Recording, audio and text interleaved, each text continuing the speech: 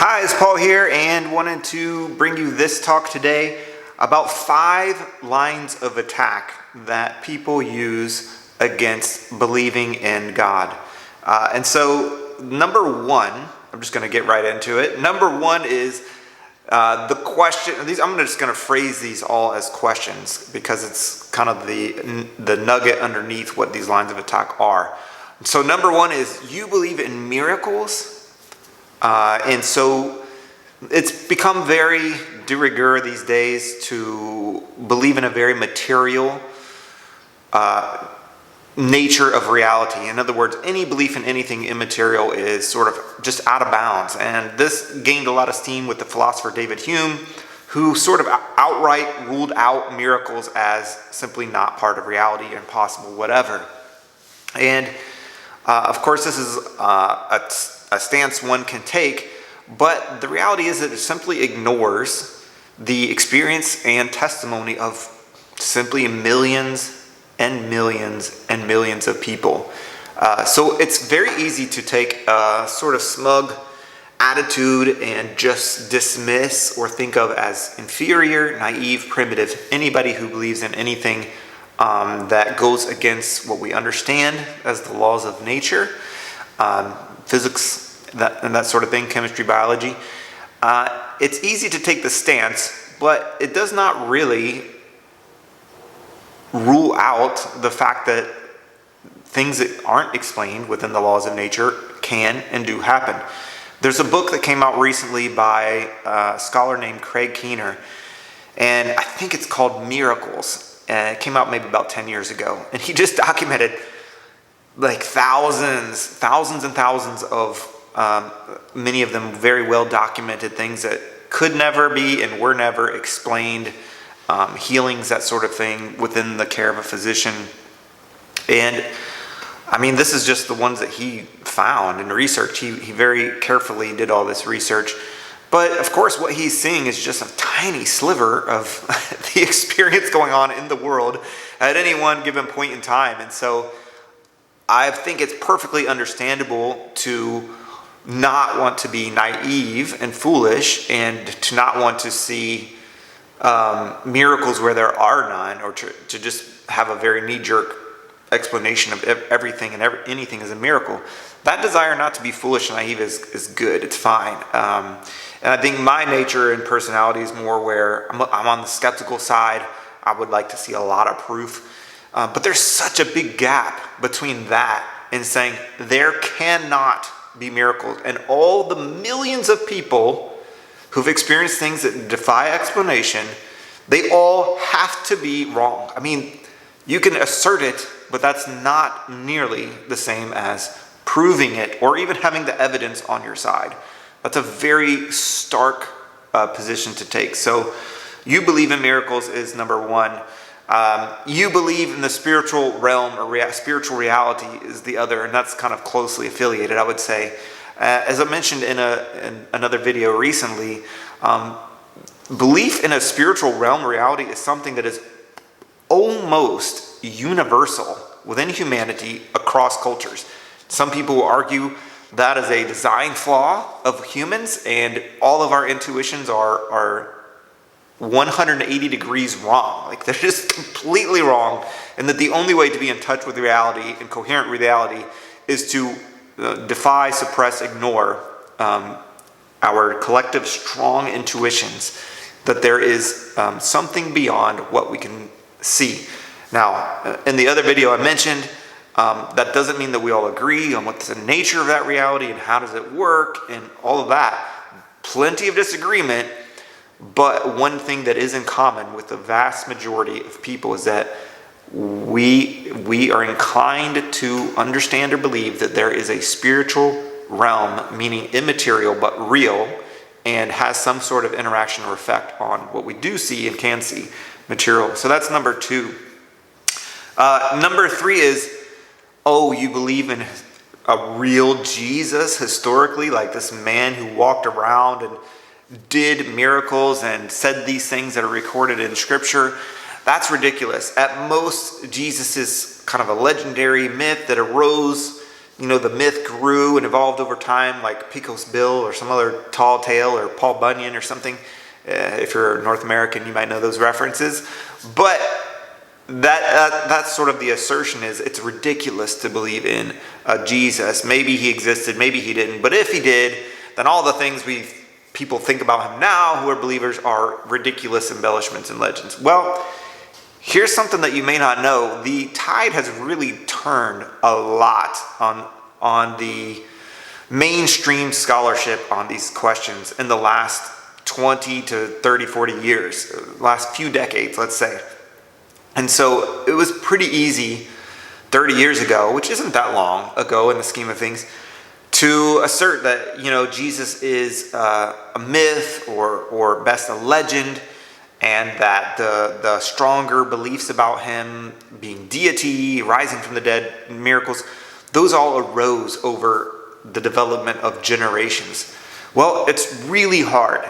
It's really hard to make those assertions now. I'm not saying nobody does it, but it's not really within the mainstream of scholarship. And when I say that, I'm including people who are professing Christians and people who are not professing Christians, including people who don't believe in Jesus, aren't Christians. And so that might seem a little odd, but that does describe the reality. And I could probably do a whole video on this. I'm not going to do that right now, but the scholarship has really turned. I'm going to say almost universally understood. Jesus was a human being who lived in Judea at the time the Bible presents him. He was widely recognized as a miracle worker, a worker of signs, and that from a historical perspective, practically immediately after his death, his disciples, including the closest core and wider circles of followers, believed him to have been raised from the dead, that his tomb was in fact empty, that they did see him. And it's getting really, really interesting and odd that even the non-believing scholars are saying things, not even saying they believed they saw him. They're saying things in some cases like they saw him. And you might think, well, how can they say that and not believe? Well, I actually give some credence to these scholars because I admire their integrity for saying they saw a risen Jesus. Now, how to explain that, I don't know. The tomb was empty. How to explain that, I don't know. And so through the centuries, a lot of naturalistic explanations have been given for the belief that Jesus rose from the dead. Oh, he swooned on the cross and then he revived. His body was stolen. All kinds of naturalistic explanations for how they could possibly believe this. And while acknowledging that there is a historical reality and basis for what you can read plainly in scriptures even today. And so for a long time, those naturalistic explanations had a certain amount of weight, and that weight has continuously decreased over time to where it's more and more common now that even non-believing scholars who are skeptical just don't or won't put forward a naturalistic explanation as something that they believe is plausible, because the plausibility of all the naturalistic explanations has just decreased as people have done more and more research and dialogue about these topics. So it's just I'm way generalizing, and I'm not an expert on this, but I've read and listened to enough to feel fairly confident in what I'm saying now, which is things have moved significantly in the last 30 years, where it is common to have believing and skeptical scholars, believing and non-believing, to say largely overlapping things about Jesus, which is in the first century, he was understood to be doing these miracles, to say much of what the New Testament records about him at the very least, and the early disciples within some people will say a few years, some people will say 6 months. This is not generations. This is not tall tale or legend realm here that we're talking about. That's just not what happened.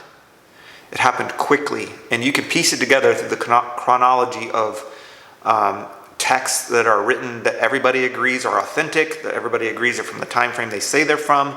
There really isn't a lot of wiggle room or question around these things. And so it doesn't mean that you're pinned into a corner and believing in Jesus and what the New Testament says about him. It doesn't mean that. But if you're honest and you have integrity, you at least have to do a fair weighing of the evidence there. And there's still people going around like Bill Maher and people like that, like, well, who knows if he even existed? And I mean, you're saying that, but the evidence is not on your side at all. You may have been able to get away with thinking that or claiming that 50 years ago or 30 years ago, but you can't. You can't now. And a lot of people just haven't caught up with kind of what's happened over time to know that I don't really have any backup here from a mainstream scholarship perspective on what I'm saying. But it's, you can say it. You can say it and think it, but it doesn't mean that it's true. All right, so that's number 3. You believe in a historical Jesus. Number 4, and I hear this frequently. Christopher Hitchens would say this. I think Sam Harris said something like this in some kind of talk or dialogue, which is, so you believe this old man in the sky like cares about who I sleep with or who that person sleeps with or something like that. And so it's this sort of caricature plus attack. And a lot of times, for some reason, people tie it to sexual ethics or behavior. I don't really know why.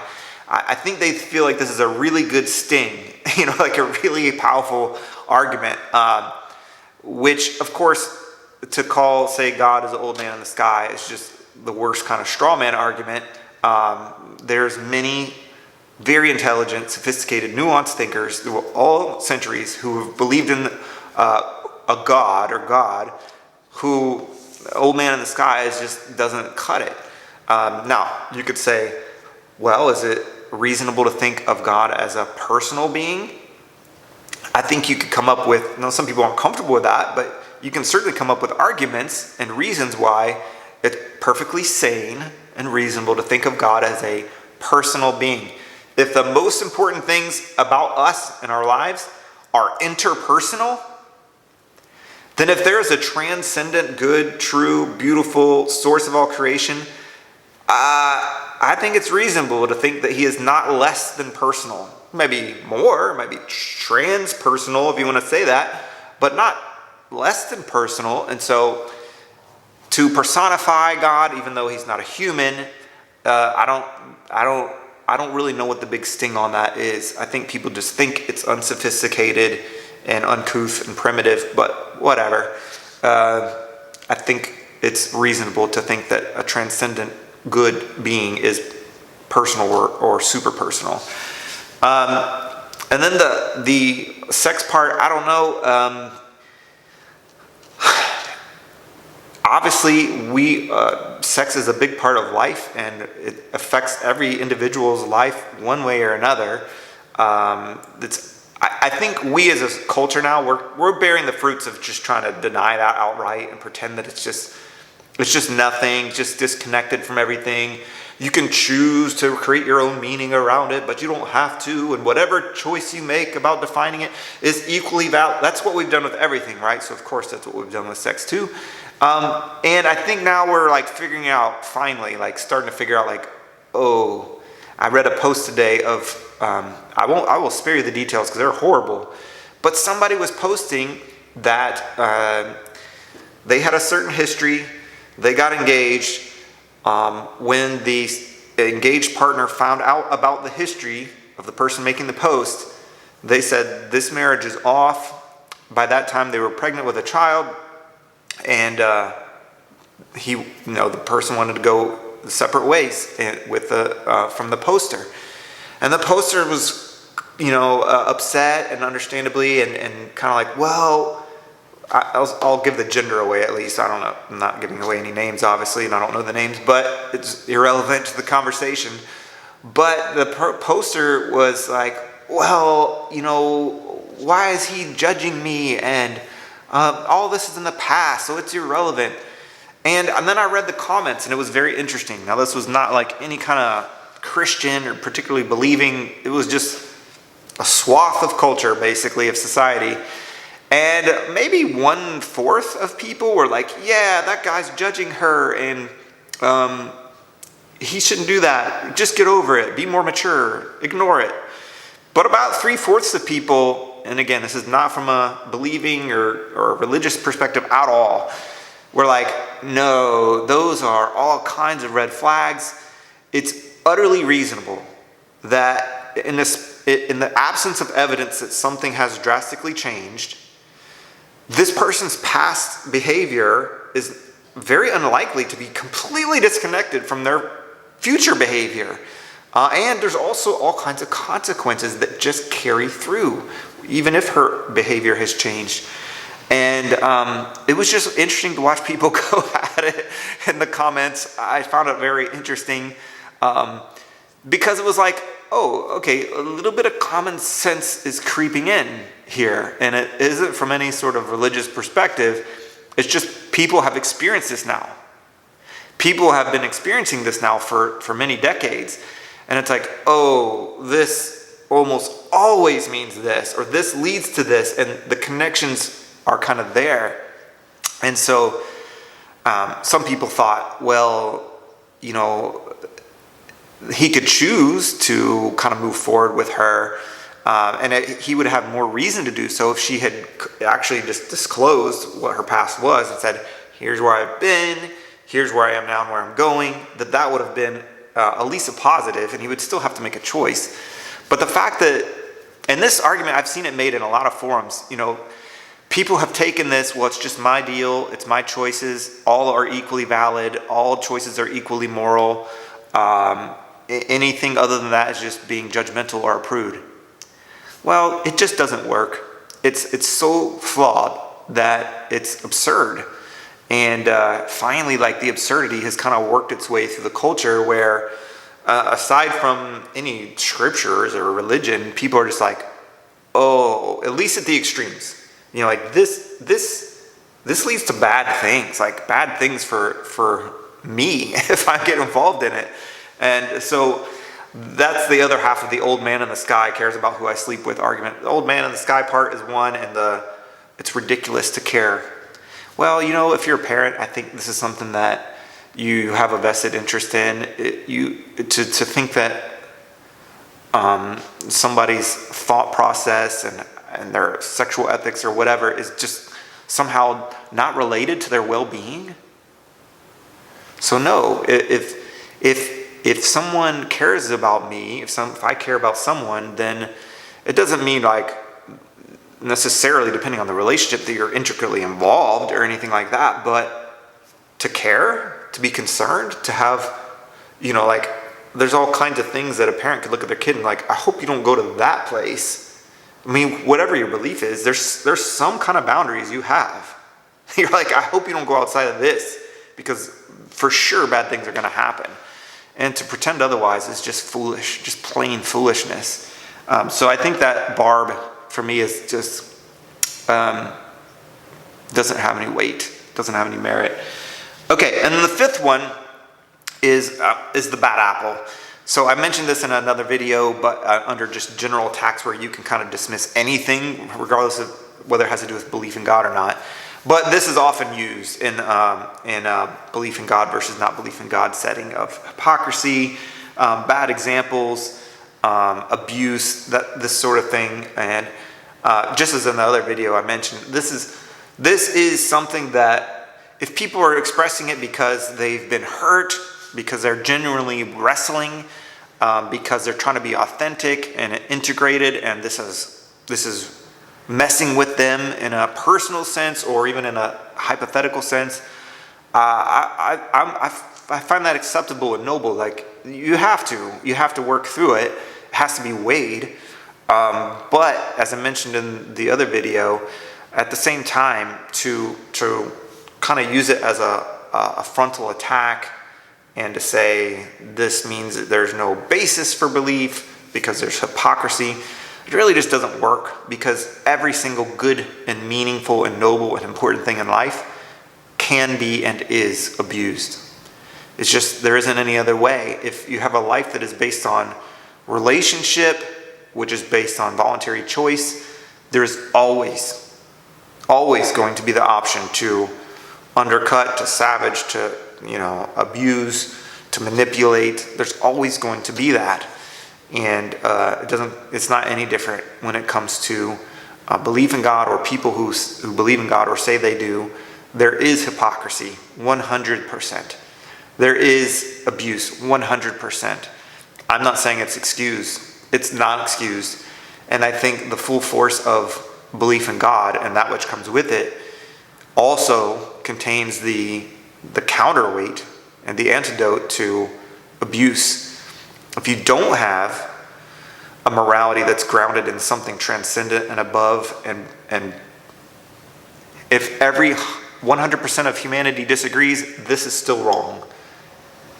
If you don't have that, then it's very hard to combat any kind of evil with full force, because the abuser can always retreat into non-accountability of one form or another, where it's, well, I'm so sorry, this is where I was at, or, well, I don't know, I think my agenda was to do this good thing, and this bad thing was just something I had to, this is what people always say, right? I did this bad thing because it served this higher good. People always make this argument. And if everybody just has a different value system and what's the highest good and how do you go about it, then ultimately you really have no counter argument against that. If you don't have a counterweight that is objective, that is grounded in something beyond and transcendent to all of us. So bad apple carries weight, but is not an effective attack against believing in God. So these were 5 attacks that people use. A lot of times it's not so much the content, it's the kind of the scoff, the smugness, and not that all questions are posed by people with this, but it happens. It happens, I'd say, a fair amount. And of course, believers in God can also have full smugness and arrogance. I've seen that a ton. It's perfectly inexcusable there as well. And no argument should be based on just that tone from any standpoint. But these are things that if you have recognized them, can articulate them, or at least hear them articulated, once again, you can kind of keep them in some sort of perspective and not be completely knocked off when you hear them. So I want to thank you for your attention this one, and I'll see you next time.